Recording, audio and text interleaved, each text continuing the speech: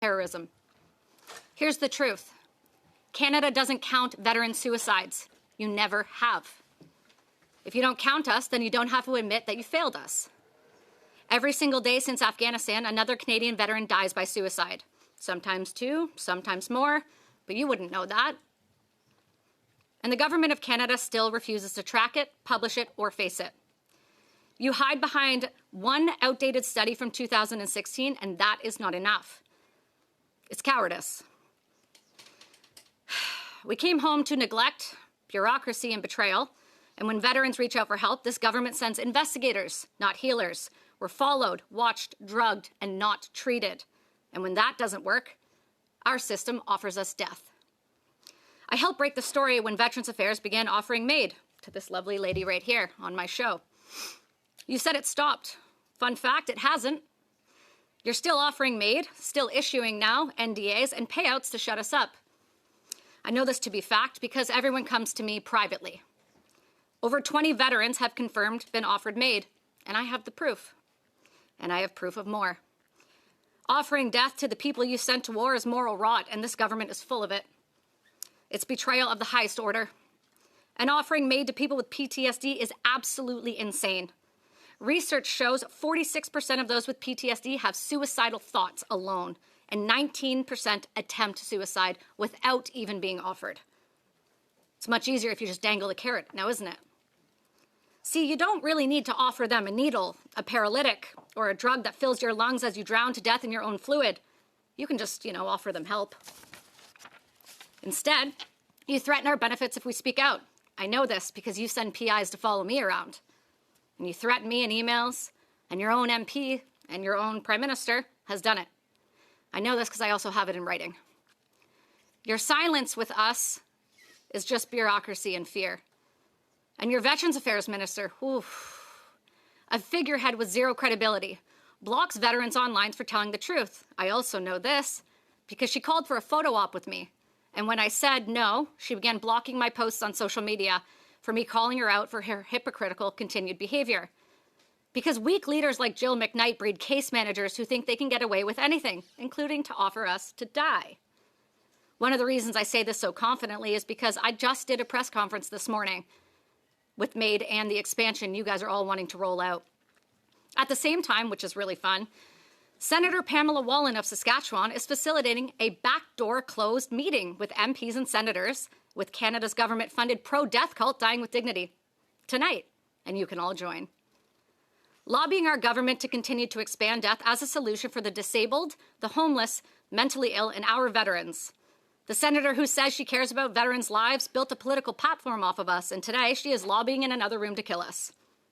You don't fix a broken system by euthanizing it, people. And while you fund death and continue to expand in 2027, you deny life-saving treatments. I don't know, psychedelic-assisted therapy, let's take that. A proven, peer-reviewed study and treatment to treat PTSD and depression. Other nations across the globe not only study it, but successfully use it. And Canada continues to bury it in red tape. I know this because I am the only person in Canadian history to legally receive medical psilocybin outside of a clinical trial. Before I was approved, Health Canada offered me electroshock therapy, and I am so sorry they offered that to you, don't you dare. There are other solutions, people. So think about that. This government would rather electrocute somebody who has a traumatic brain injury's brain into absolutely nothing instead of offering me a plant. One of the reasons I'm alive, and only reasons I'm alive, is because of Apex Labs fought through the extensively difficult special access program, not this government. They actually did everything they could to stop me. Every treatment that has helped me has come from outside of Canada, except for Dr. Greg Passy in Vancouver. Paid for by Americans like Heroic Hearts Project, Defenders of Freedom, and private donors, not this government. While you hand out opioids and vending machines, acting like you're helping, we're begging for actual solutions you refuse to provide. This is what betrayal looks like. You spend $32 billion a year on Indigenous and veterans programs, yet the money never reaches the people who needs it. It dies in committees like this, paperwork, and photo ops. Meanwhile, $500 million go to foreign wars, while the soldiers who fought for this one can't get basic care. So let's be radically honest here, shall we? This room, this hearing, is theater, and every single one of you know it. Because somewhere in this country that used to look and act, smell, talk, and walk like Canada, a veteran won't make it to the morning. A family will lose their loved ones.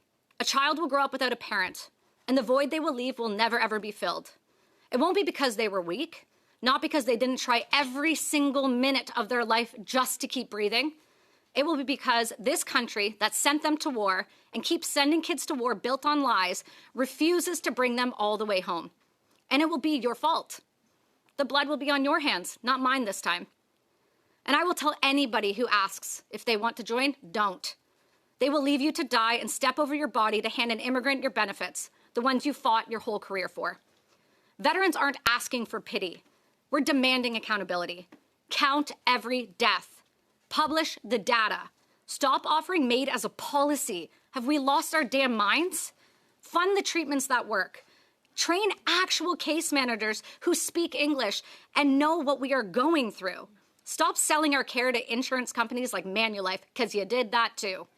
You call us heroes when it's convenient, and you call us terrorists when we speak up. That's not leadership, it's shame. We were trained to fight for this country, and now we're forced to fight against it, just to stay alive after serving it. So yes, I live with PTSD, a traumatic brain injury, major depressive disorder, hearing loss, and treatment-resistant depression. But I'm still here. And I will spend the rest of my life exposing this government's failures until no veteran or person in this country sees MAID as way out ever. And if you ignore us after today, every suicide that follows will belong to you. Because what you refuse to confront, you choose to allow. Fund the real solutions. Stop choosing drugs and death over healing and humanity. We have a saying in the military: we never leave anyone ever behind. It's time this government starts living by that. Thank you.